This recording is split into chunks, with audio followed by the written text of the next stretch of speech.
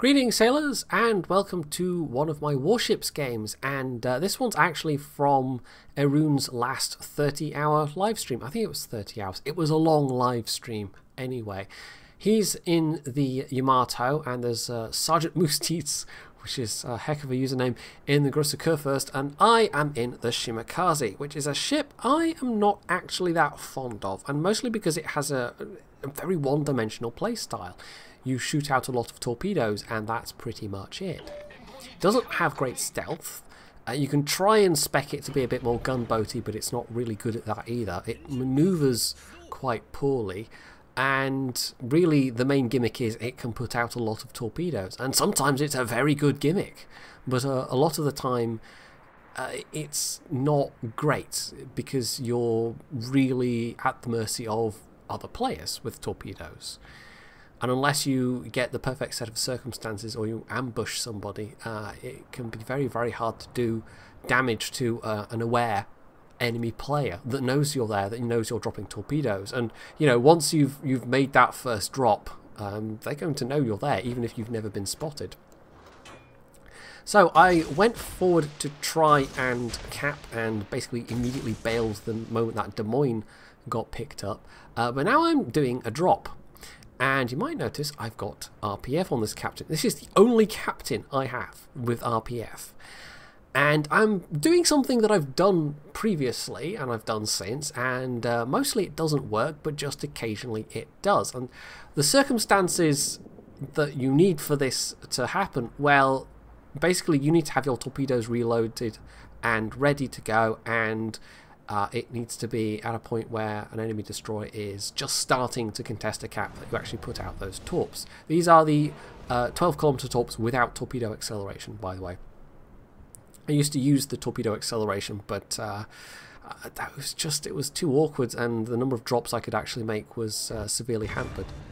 So, there we go. I dropped on the RPF marker. I could tell by the RPF marker that guy wasn't actually moving, and because he was sat broadside, he had a minimal chance to actually dodge that wall of torps. So that was just a free destroyer kill for me, all thanks to RPF, basically. So just occasionally RPF is incredibly powerful and incredibly useful. A lot of the time not so much. A lot of the time it's of a lot more limited utility. But for circumstances like that, when you know there's a stationary enemy and you have a lot of torpedoes you can put out, yes. So it's not the first time I've pulled that trick. Like I say, most of the time it doesn't work because most destroyers won't just sit stationary, or they'll at least not sit broadside. But yes, no, in that case it did, and that's really useful. That's an enemy Shima out of the way already. This is a 10v10, by the way. This was played at something like 3 AM UK time. It was pretty late, so the matchmaker was struggling to find quite enough players for a tier 10 game. So we've got B and C, which is great. It puts the onus on the enemy team to actually do anything. They're all clumped up behind A. And, you know, on this map, this is what you want. You want to control B and C. You want to have the enemy team bunched up behind those islands, because if they push through, there are relatively few zones to push through in the middle, and you can go to the edges of the map. That's going to take you a lot longer. So for us, this is actually really good. Now that was just a blind volley on the smoke. I wasn't actually aiming at anything in particular. I might catch another destroyer, I might catch something else.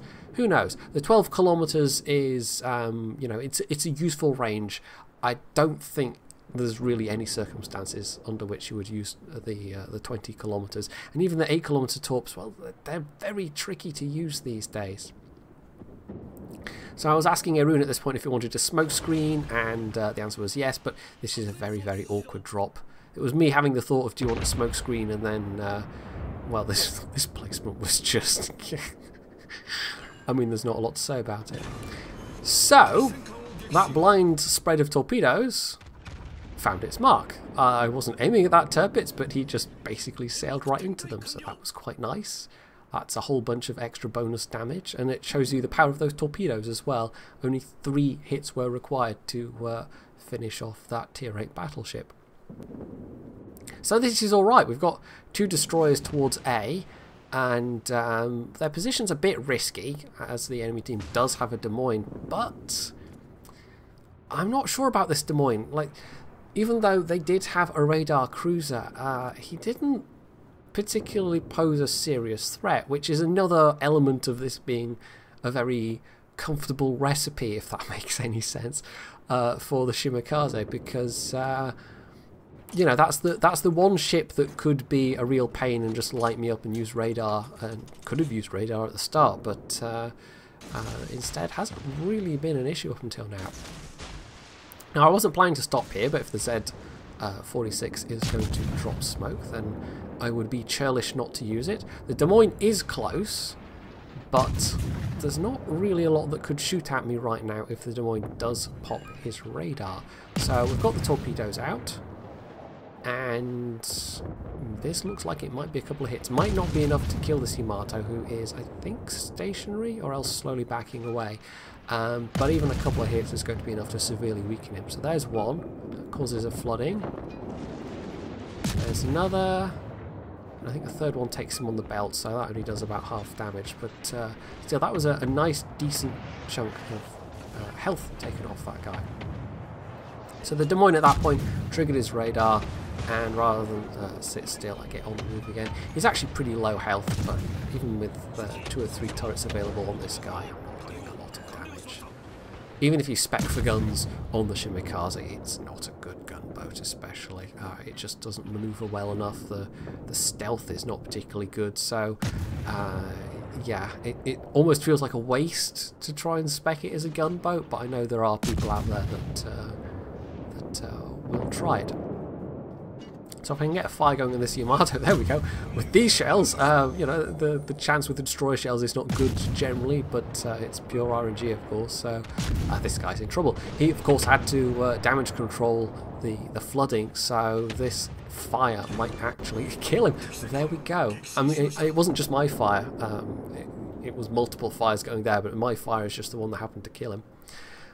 So 120k damage. This is already shaping up to be a very good Shimakaze game.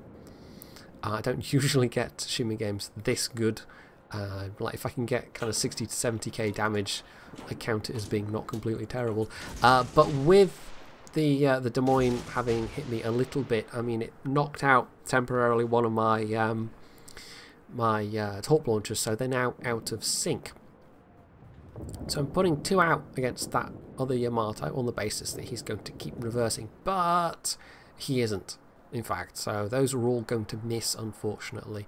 And this is, like, even if you get as close as you dare, even if there aren't any spotter planes or radar cruisers or whatever, this is the thing with these torps. That with the F8s, oh, was it the F8s? I can't remember. The F-somethings, the F3s, there we go. The 8km torps, that's where I'm getting 8 from. They are very fast.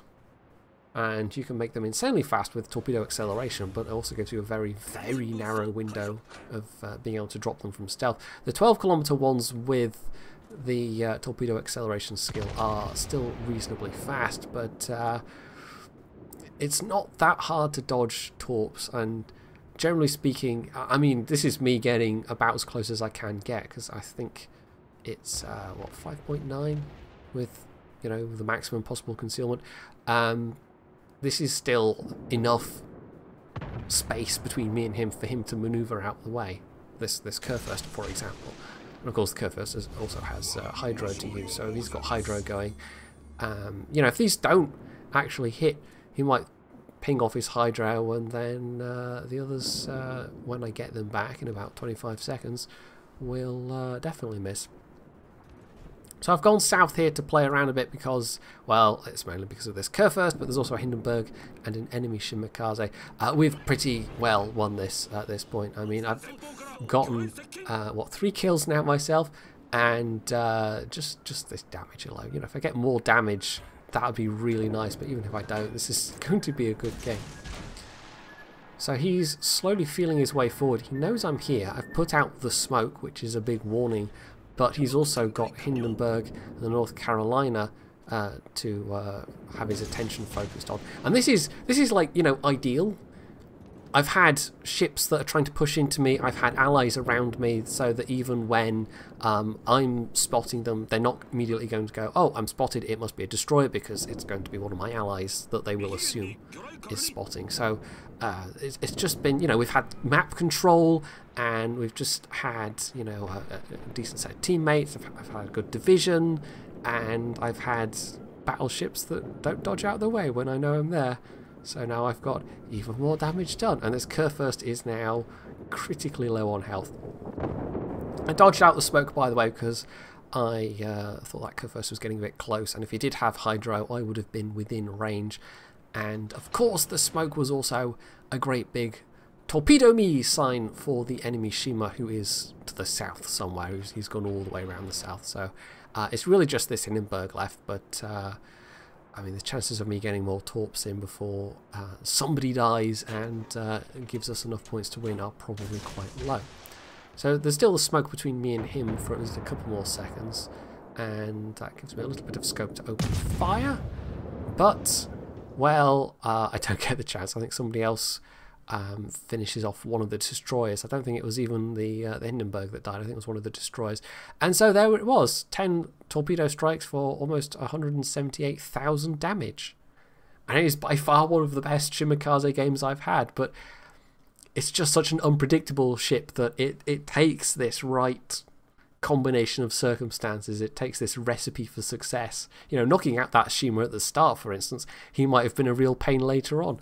We don't know, but it was just, you know, the right thing after the right thing after the right thing happening as far as I was concerned, and I was able to get quite a lot of damage out of it, which was quite nice. But for that 10 hits, you know, it was still 75 torpedoes launched, so that's par for the course in most destroyers, really. So yeah, the Shima was my second tier 10, and there's a reason why I haven't seen it a lot. I just don't particularly enjoy playing it. I don't particularly get great games in it because it's very unpredictable, as with all the Japanese destroyers.